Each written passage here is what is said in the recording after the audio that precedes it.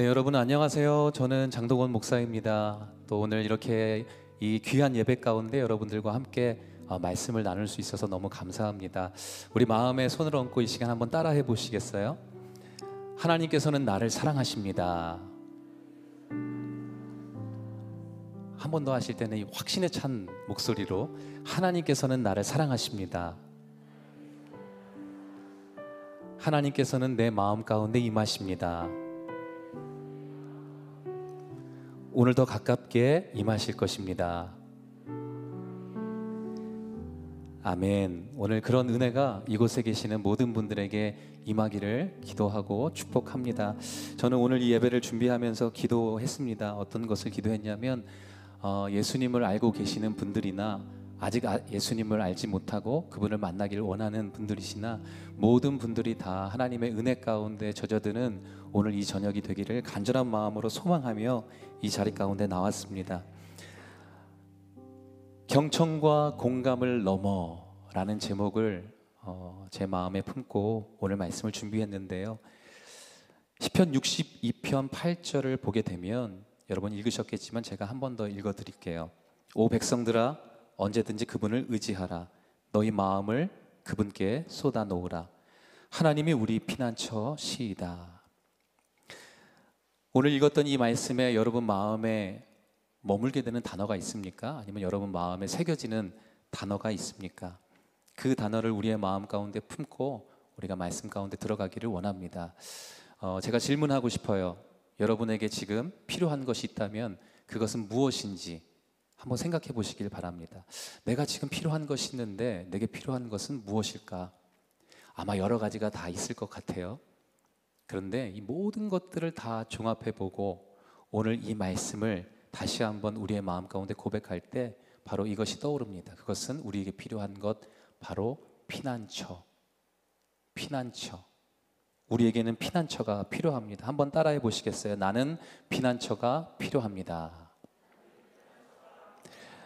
피난처는 보호의 개념이 있습니다. 사전적 의미를 찾아봤는데요. 피난처란 재난을 피하여 거처하는 곳입니다. 쉽게 말해서 피난처는 위험에서 자신을 보호할 수 있는 안전한 곳을 말하는 것이죠. 어릴 적 일들을 생각해 봤어요. 제 안에 떠오르는 일들이 한 가지 있었습니다. 아마도 유치원 때였던 것 같아요. 친척 형들, 그리고 누나들, 그리고 동생들과 함께 모였을 때 했던 놀이가 생각났습니다. 그때 기억해보면 너무나 행복하고 아직도 따뜻한 느낌이 있어요. 그 놀이의 이름은 저희들끼리 이름을 지은 건데 토끼놀이예요. 토끼놀이. 토끼놀이가 뭐냐면 물론 토끼놀이라는 게 공식적으로는 없지만 저희가 지은 거죠. 방석하고 베개들을 모아서 차곡차곡 쌓는 거예요. 집 모양으로도 쌓기도 하고 또 굴 모양으로도 쌓기도 하고 이렇게 공간을 만들어서 그곳에 숨는 놀이였습니다. 작고 불편한 크기였지만 어찌나 재밌고 즐겁던지 또 그 안에 좁은 곳에 들어가 있으면 무엇인가 제 마음 가운데 평안함이 찾아왔던 것 같아요. 보호받는 느낌, 안락한 느낌까지 들었습니다. 어린아이였던 저이지만 본능적으로 알았던 것 같습니다. 나에게 보호가 필요하다라는 것을. 그리고 보호받는 느낌이 들었을 때 가장 행복하다라는 것을 알았어요. 물론 누나들도 좋고 형들도 좋고 동생들도 좋아서 행복했지만 그 놀이를 하면서 그 굴 속에 들어갔을 때 무엇인가 나를 따뜻하게 보호하고 있는 그 느낌이 너무 좋았던 것 같습니다. 오늘 우리가 읽은 시편 62편 8절은 하나님께서 우리의 피난처가 되시고 날 보호하신다라고 말씀하고 계십니다. 그리고 무엇을 할 때 그것을 더 크게 느낄 수 있는가? 바로 내 마음을 하나님께 쏟아 놓을 때, 바로 그분께 기도할 때 이것을 경험하게 된다는 것이죠. 이런 은혜가 우리 모두에게 있을 것입니다. 오늘 우리가 한 달간 또한 기도에 대한 주제를 나누고 있는데 이런 은혜가 여러분들 마음 가운데 더 크게 임하게 될 줄로 믿습니다. 우리가 사랑하고 그토록 알고 싶은 예수님, 그 예수님께서도 기도하셨어요. 어떻게 기도하셨고 왜 기도하셨는지 한번 살펴보도록 하겠습니다. 누가복음 22장 39절, 40절 46절의 말씀을 차례대로 우리가 한번 읽어보도록 하겠습니다. 시작. 예수께서 예루살렘 밖으로 나가 여느 때처럼 올리브산으로 가시자 제자들도 따라갔습니다. 그곳에 도착하자 예수께서 그들에게 말씀하셨습니다. 너희가 시험에 빠지지 않도록 기도하라. 예수께서 그들에게 말씀하셨습니다. 왜 자고 있느냐? 일어나 시험에 들지 않도록 기도하라. 아멘. 본론으로 들어가 보죠. 첫 번째 주제입니다. 올리브산으로 올라가라. 한번 따라 해보세요. 올리브산으로 올라가라. 누가복음 22장 39절의 말씀을 좀 띄워주시겠어요? 그 말씀 구절을 보면서 우리가 나누기를 원합니다. 예수께서 예루살렘 밖으로 나가 여느 때처럼 올리브산으로 가시자. 여기서 이 올리브산을 여러분 마음 가운데 한번 새겨보세요. 제자들도 따라갔습니다. 예수님은 기도하시기 위해 올리브산으로 올라가셨어요. 예수를 죽이려는 음모가 판을 치고 있는 그 상황 가운데 예수님은 모든 사역들, 일들을 마치고 다른 곳으로 가신 게 아니라 바로 이 본문에 나와 있는 올리브산으로 가신 것입니다. 그곳에서 무엇을 했는가? 한 달 동안 여러분들이 나누고 있는 주제인 기도를 하셨습니다. 성부 하나님, 내 아버지 되신 주님께 기도했습니다. 여러분, 우리에게도 올리브산이 필요합니다. 꼭 산이 아니어도 좋습니다. 장소가 중요한 것은 아니죠. 매 순간 하나님을 만나는 특별한 공간이 있다는 것이 중요한 것입니다. 그 공간과 그 시간은 당신이 하나님을 주목하고 있는 시간이고 하나님께서 당신을 주목하고 계시다는 것을 알게 되는 시간이기에 더욱 그러합니다. 그분을 가까이서 느낄 수 있게 되기 때문이죠. 아마 그것을 느끼고 계신 분도 계실 거예요. 그리고 이제 그것을 느껴야 하기 때문에 오늘 이 말씀을 여러분들에게 들려주고 계신 줄로 저는 믿습니다.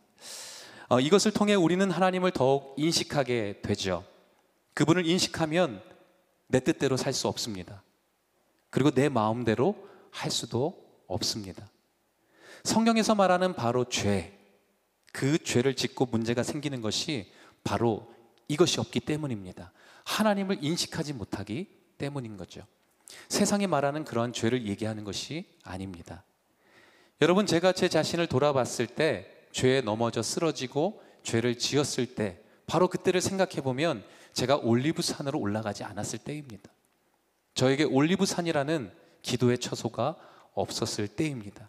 그것이 없기 때문에 하나님이라는 인식을 하지 못했습니다. 내 안에 기준이 없었던 거죠. 그래서 저는 넘어지고 하나님이 원하시지 않는 죄 가운데 그 시절을 보냈던 것 같습니다. 나만의 올리브산에서 내가 하나님을 주목하고 또한 하나님께서 날 주목하고 계시다는 것을 느꼈다면 저는 하나님이라는 존재를 더욱 실질적으로 인식하게 되었을 것입니다. 하나님께서 나와 함께 계시며 날 보고 계시고 내 마음을 알고 계신 그 분으로요. 그렇다면 저는 제 뜻대로 하지 않고 내 사랑하는 주님 뜻대로 했겠죠. 매 순간 하나님을 인식하고 있기 때문에 죄에 넘어지지도 않았을 것입니다. 또한 여기 계신 분들 중에 머리로는 그 예수님을 알겠는데 초대를 받아서 이곳 가운데 왔는데 아직 그 예수님을 느끼지 못하고 계신 분들도 분명히 있을 거예요. 그런 분들도 올리브산을 향하여 나아갈 때 바로 예수님이 어떠한 분이신지를 느끼고 깨닫게 되는 놀라운 기적의 은혜가 있을 것입니다. 올리브산을 기억하세요. 그렇다고 당장 내일 산으로 가라는 건 아니죠. 나만의 공간을, 나만의 시간을 하나님께 주목할 수 있는 기도의 시간을 만들자라는 것입니다. 한 가지를 더 살펴보겠습니다. 39절의 말씀이었는데요. 제가 한 번 더 읽어드릴게요. 띄워주실 수 있으면 띄워주시면 감사하겠습니다. 39절의 말씀입니다. 예수께서 예루살렘 밖으로 나가 여느 때처럼 올리브산으로 가시자 제자들도 따라갔습니다. 다른 버전을 보게 되면 거기서 예수님께서 습관을 쫓아서 라고 나옵니다. 우리는 오늘 이 시간 습관이라는 단어에 조금 머물기를 원합니다. 예수님에게도 습관이 있었는데 그 습관은 기도하는 습관이었습니다. 주님의 생활은 기도의 연속이었죠. 기도가 습관이었다라는 뜻입니다. 여러분은 어떠한 습관을 가지고 계세요? 사람들마다 아마 다 다를 거예요. 저는 근데 나쁜 습관, 좋은 습관을 한번 찾아봤어요. 나쁜 습관의 예를 여러분들에게 들려드릴게요. 여러분들이 이걸 들으시고 5가지를 말씀드릴 텐데 나에게도 있는 것인가? 한번 생각해 보시기를 바랍니다. 첫 번째, 화를 많이 내는 것. 이것도 습관입니다. 화를 많이 내면 혈압과 간에 영향을 미친대요. 두 번째, 잦은 고지방 식품을 먹는 것. 장에 영향을 주죠. 변비를 일으키고 혈압에도 영향을 일으킨다고 합니다. 세 번째, 짠 음식을 많이 먹는 것. 이 소금은 세포수를 늘린다고 해요.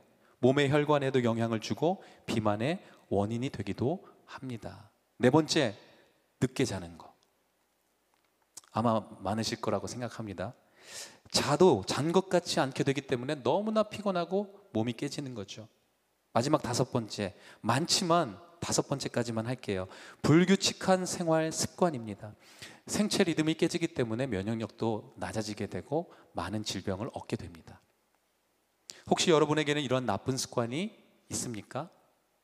없었으면 좋겠어요. 근데 한 가지라도 아마 저는 있는 것 같아요. 이번에는 좋은 습관의 예도 보죠. 첫 번째, 잠은 일찍 자고 일찍 일어나야 하는 것이죠. 이러한 좋은 습관이 우리 가운데 있기를 바랍니다. 밤 12시 이전에 잠 1시간은 12시 이후에 잠 3시간과 같다고 합니다. 두 번째, 긍정적인 생각을 가지고 하루에 한 번쯤은 상대방을 칭찬하는 것. 이런 습관이 있으세요? A형만 계신 것 같아요. 세 번째, 담배를 끊어라. 담배는 폐를 자학하는 일이기 때문에 만병의 근원이죠. 네 번째, 야채를 많이 먹되 고기도 충분히 섭취하라. 골고루 균형 있게 섭취하는 거죠.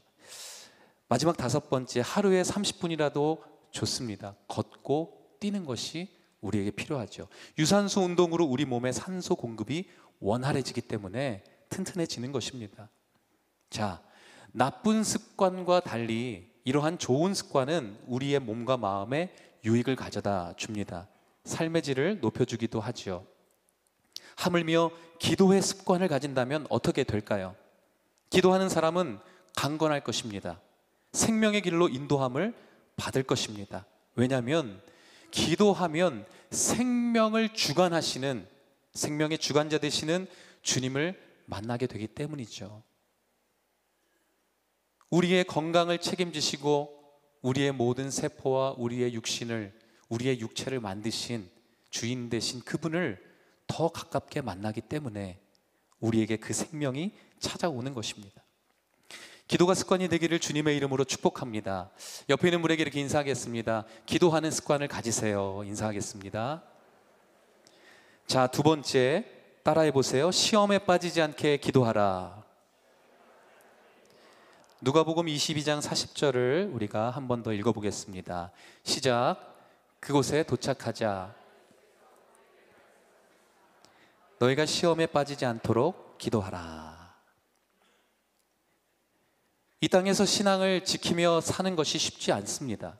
보이지 않는 영적인 공격들이 있기 때문이죠. 성경은 끊임없이 그것에 대해서 말씀하고 계십니다. 그리고 세상의 소식은 늘 우리의 마음을 두렵게 하고 떨리게 하고 낭망하게 합니다. 절망에 빠지게 하죠. 아침에 눈을 뜨고 컴퓨터 또는 TV를 켜보면 매스컴을 통해서 우리에게 들려오는 소식들은 너무나 공포스러운 일들입니다. 도대체 세상에 어떠한 이런 일이 일어날 수 있을까? 그걸 통해 우리의 마음에 아픔이 찾아오고 두려움이 찾아오게 됩니다. 베드로전서 5장 8절의 말씀을 같이 한번 읽어보겠습니다. 시작. 정신을 차리고 깨어 있으십시오. 여러분의 원수 마귀는 우는 사자처럼 두루 다니며 삼킬 사람을 찾습니다. 히브리서 말씀도 한번 읽어볼게요. 3장 12절의 말씀입니다. 시작. 형제 여러분, 여러분 가운데 누구든지 살아계신 하나님을 떠나려는 악한 불신의 마음을 품지 않도록 조심하십시오. 어둠은 끊임없이 우리의 마음 가운데 두려움을 주고 우리의 마음에 악한 마음을 줍니다. 그래서 진정한 진리가 되신 하나님을 이해하지 못하게 하죠. 오해하게 합니다. 우리 내면을 보게 되면 우리 내면에 상처가 생겨요. 두려움이 생겨요. 그래서 보지 못하는 막이 생기게 되어 있습니다. 여러분, 이러한 상황 속에서 기도하면 기도할수록 무엇이 선이고 진리이며 무엇이 악인지를 분별하게 되는 것입니다. 또한 보이지 않지만 이 땅을 다스리시는 하나님을 느끼게 되기에 시험과 어둠의 공격으로 찾아온 두려움과 낙심이 떠나가게 되어 있는 것입니다. 초대교회, 예수님의 시대라고 하죠. 그리고 예수님이 승천하신 후에 그 시대를 또 얘기하죠. 초대교회의 시기는 엄청난 박해가 있었습니다. 이런 엄청난 박해가 있었음에도 불구하고 대부분의 기독교인들이 순수한 신앙의 순수성을 지키기 위한 노력에 집중하였다라고 합니다. 기독교의 역사 가운데 가장 순수했던 시기로 여겨지고 있습니다. 엄청난 박해와 공격이 있었을 때 말입니다. 초대교회는 서로 모이는 것에 힘을 썼고 그 모임에서 시험에 빠지지 않기를 다 함께 기도했다고 합니다. 모일 때마다 그것을 위해 기도했던 것이죠. 이것이 너무나 중요하고 우리에게도 적용되어야 합니다. 여러분의 모임마다 이 기도가 빠지지 않기를 바랍니다. 먼저는 가정에서, 혹시라도 순예배를 드리고 계신 분들이 계시다면 순예배에서, 또 교회나 다른 무엇인가를 섬기는 팀 안에 소속되어 있다면 그 팀에서, 그리고 이런 것 말고 사랑하는 사람들과 함께 모일 때 이것을 위해 기도하시기를 바랍니다. 혹시 오늘 처음 교회에 나오신 분들이 계시다면, 아까 많은 분들이 손을 드셨는데요, 여러분을 초대해서 함께 동행한 바로 그분이 여러분을 위해 바로 이것을 기도했다라는 것을 기억하십시오. 바로 당신을 위해서입니다. 올리브산에서 홀로 기도하는 것이 중요한 만큼 함께 기도하는 것이 너무나 중요합니다.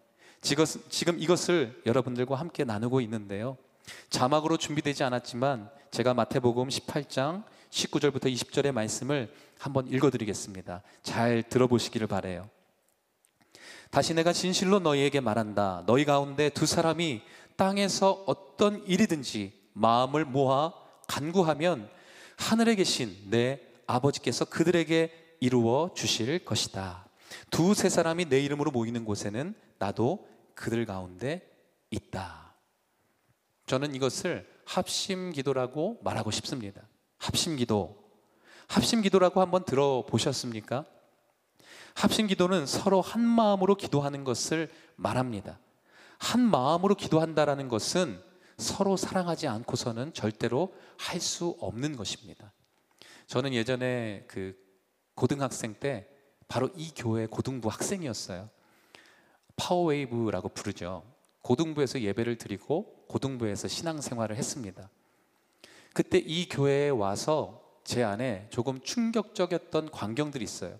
그 광경은 무엇이냐면, 우리가 이렇게 나누잖아요. 소그룹이 돼서 나눕니다. 삶을 어떻게 살았고 기도 제목이 무엇인지 함께 나눠요. 나누다가 누군가가 아픈 마음을 고백하거나 또는 실제로 육신이 아파서 감기에 걸렸다던가 아니면 그러한 질병 가운데 고통을 당하고 있다는 것을 얘기하면, 아 그렇구나 하고서 그냥 기도 제목을 쓰는 게 아니고요, 우르르 몰려가서 그 사람에게 손을 얹고 기도해 줬어요. 근데 어떻게 보면 당연한 것처럼 느껴지지 않습니까? 근데 저에게는 너무나 충격적인 광경이었어요. 저게 뭐지? 우르르 원을 둘러서 그 친구를 향해 손을 대고 기도했어요. 전심으로 뜨겁게 사랑을 담아서 기도했어요. 그때는 그게 조금 형식적이어 보이고 무엇인가 좀 약간 좀 이상하게 느껴졌어요.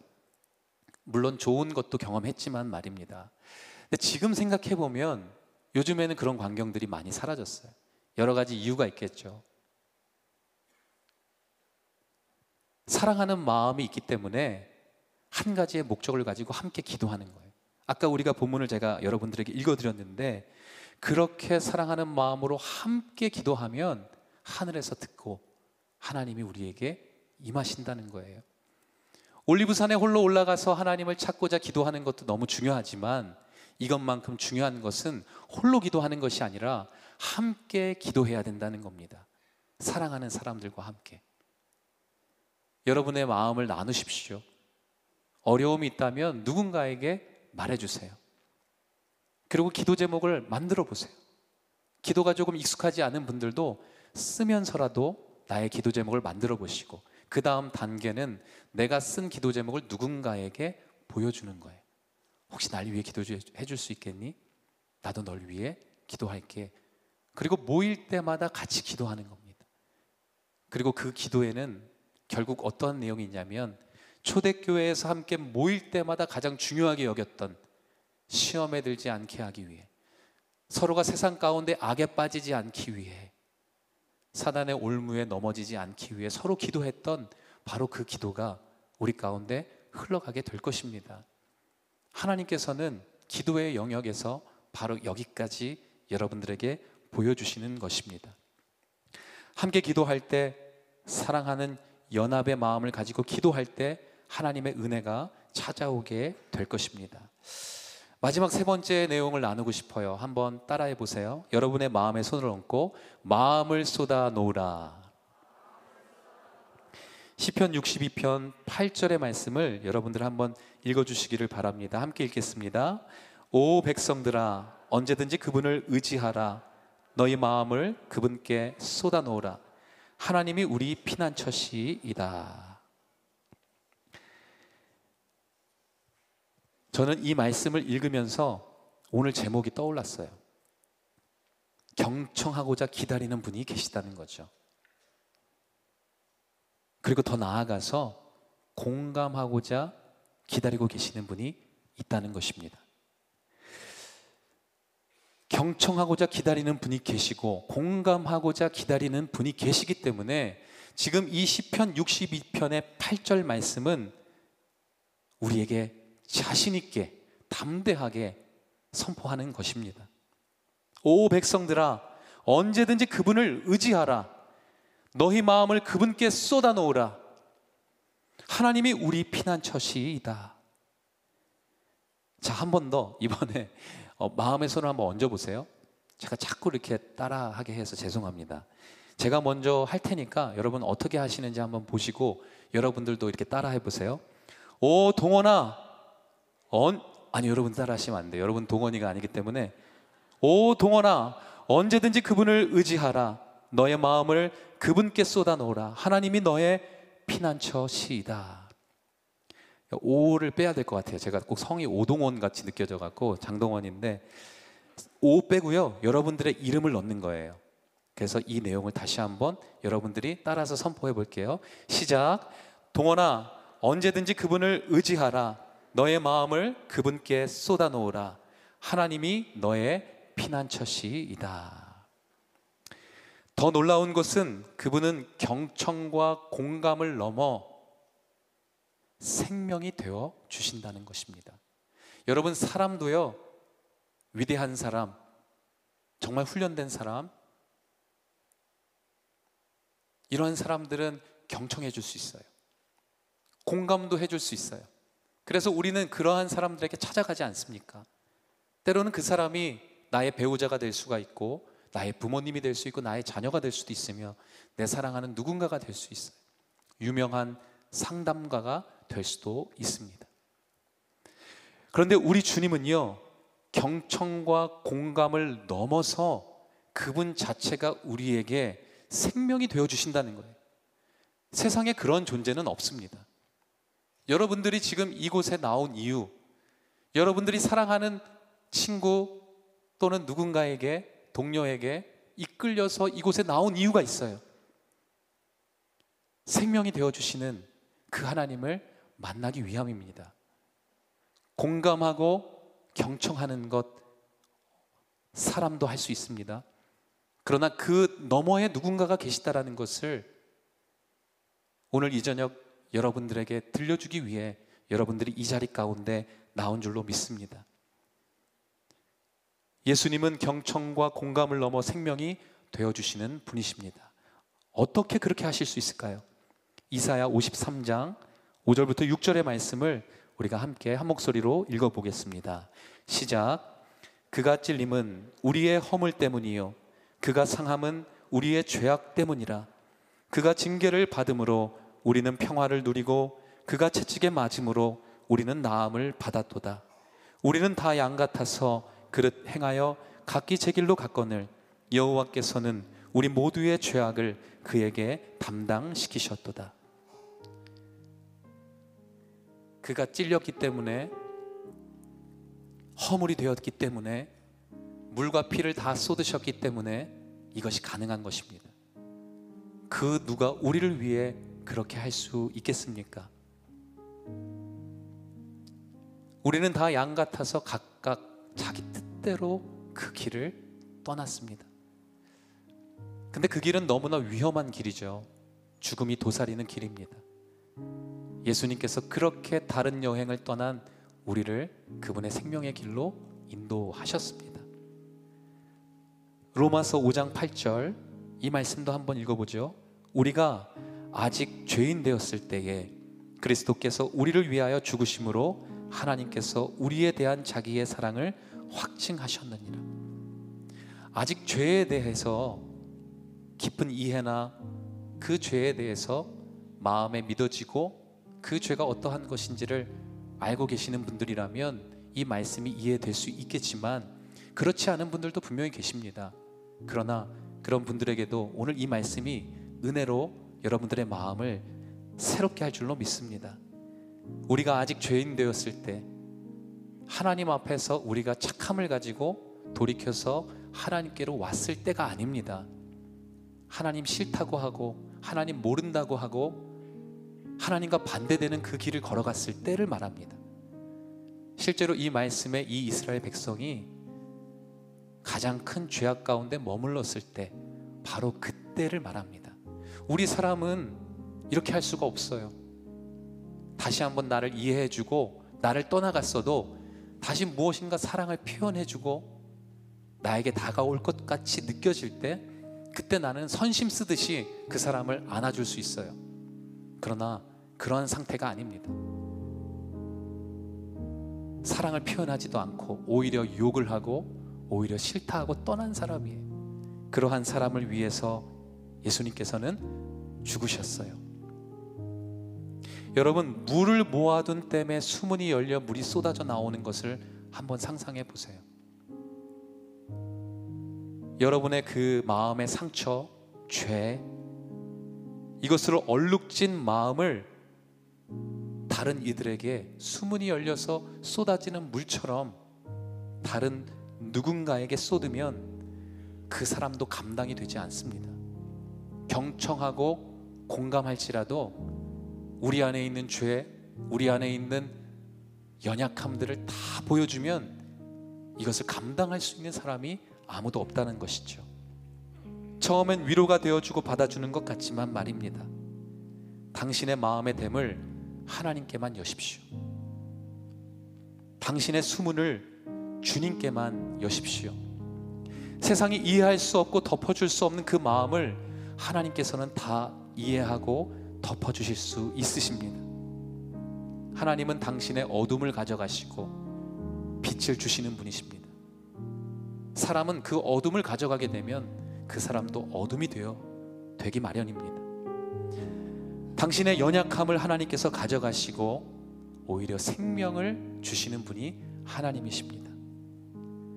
그런데 다른 누군가는 내 연약함을 주었을 때 그 사람도 결국 연약해지는 것입니다. 하나님은 그러나 빛을 주시고 생명을 주십니다. 이것이 바로 교회에서 말하고 기독교에서 말하는 십자가의 은혜인 것입니다. 여러분, 저는 이 말씀을 묵상하면서 되게 오래전에 찬양을 만든 적이 있어요. 저는 음악을 잘 못하고 뭐 악기를 잘 다루지도 못하지만 하나님이 말씀을 깨닫게 하실 때 그때 이제 저만 그냥 하나님께 예배하기 위해서 곡을 만들 때가 있어요.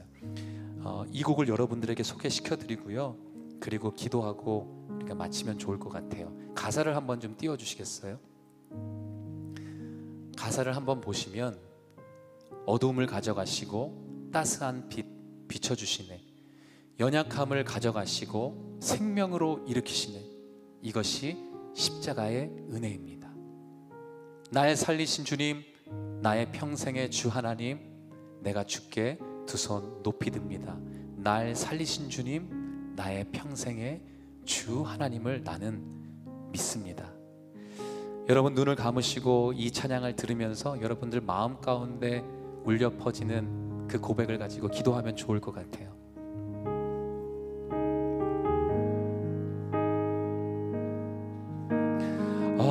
어두움을 가져가시고 따스한 빛 비춰주시네,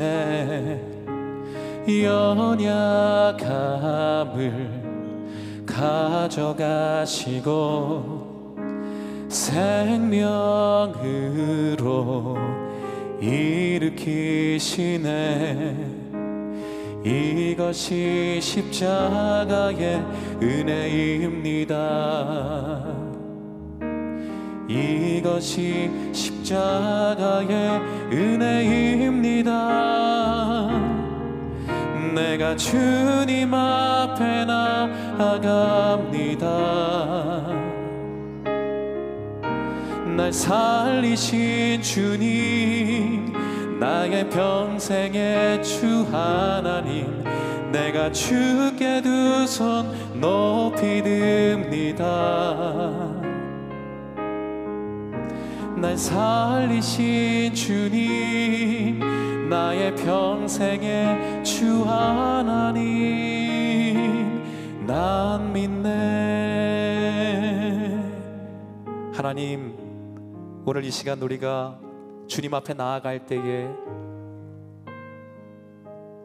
예수께서 올리브산으로 올라가셔서 그 모든 어둠과 공포를 뚫고 하나님의 밝은 빛을 발견하게 되었던 것처럼 그 두려움의 연약함을 가져가시고 새로운 생명을 주셨던 그 임재가 오늘 이곳에 모여 계시는 모든 하나님의 사람들 가운데 임하게 하여 주시옵소서. 오 하나님,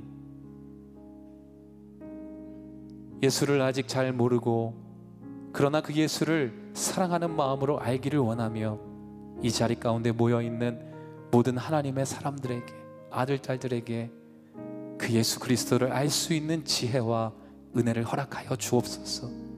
그 예수를 깨닫게 되는 그 때에 하늘로부터 오는 평강과 세상을 이길 수 있는 참된 믿음이 우리 가운데 임하게 될 줄로 믿습니다. 기도의 생활을 시작하기를 원합니다. 나의 기도 제목을 누군가에게 말해주고 함께 합심해서 기도하기를 원합니다. 이 말씀에 순종하여 한 걸음 한 걸음 기도의 생활을 해나가는 모든 자들에게 하나님의 은혜가 부어지게 하시고 하나님을 더 깊이 만날 수 있는 하나님의 놀라운 사랑의 선물을 받게 하여 주시옵소서.